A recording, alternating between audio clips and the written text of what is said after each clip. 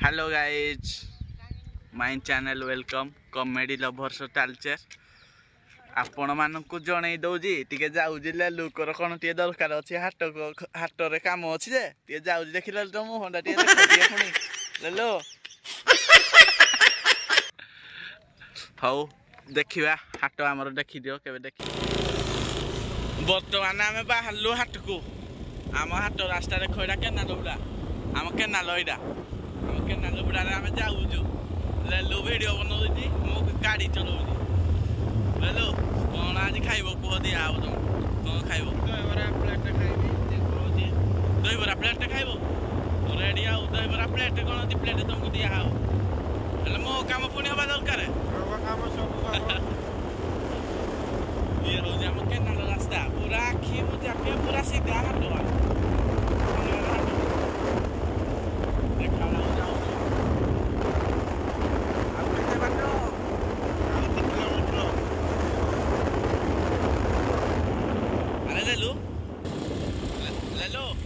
आज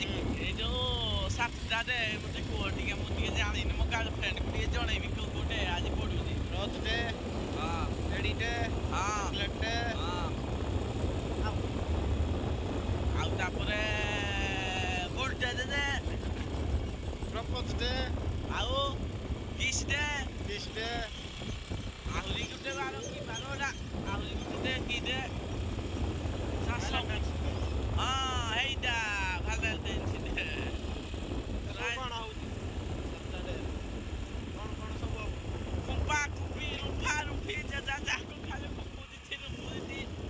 बार के पूरा ब्यूटीफुल सजे नहीं जानी नहीं पूरा ब्यूटीफुल के अछि सदापुर रो त मत खाली कॉल बुकिंग हैला hello guys hi friends welcome to my YouTube channel comedy lovers Talcher बोका बाबू ना परिचित आपण ये चैनल को लाइक करिवे सब्सक्राइब करिवे ढेर सारा भलो पाइबा देबे पाखर थिबा घंटी डाक आग चिपी देबे तापर जाई जा कथा वर्तमान आम हाट को जाऊ पाखा पाखी साल हाट रायना बहिजु जन को अपेक्षा करिजु आइले अंडा पेटी रे धरिबु जीबु दुकान पाई चलिबो जीबु हेडो गोटे खाइबा बाटे हम तापर घर को इंदी फेरबू आमर दुख सुख भल पाइबा सब आपन को आम जनाऊँ कि आपन भी शेयर करेंगे आपन लाइक शेयर कमेंट सब शेयर करेंगे हाट यहाँ बोईना तो खाली ग्रीन लभर खाली ग्रीन लभर टालचर तुम टालचर गोटे टुका ग्रीन खाली तुम हाथी खाली मार हाँ हाथी साइज के झील पटे तुमको साइज हेती कर झील ही लाइक करेंगे झील लाइक करेंगे और देखिए केटा कमेंट आल लिखा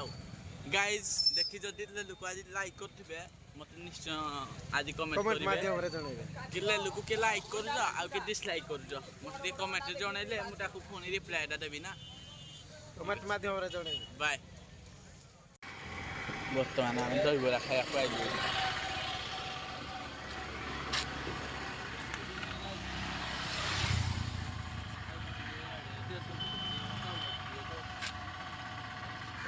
दहीबरा रेडी हाँ 10 याडास दिया 10 याडास हाँ 10 रे हाफ 20 रे पेट फुल नहीं मत दियोनी आउ समस्त दियो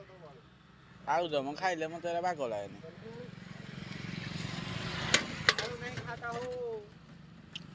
दहीबरा रेडी हेलो गाइस जे खाइबा कथा कमेंट करिवे पठै दिया हो पार्सल पूरा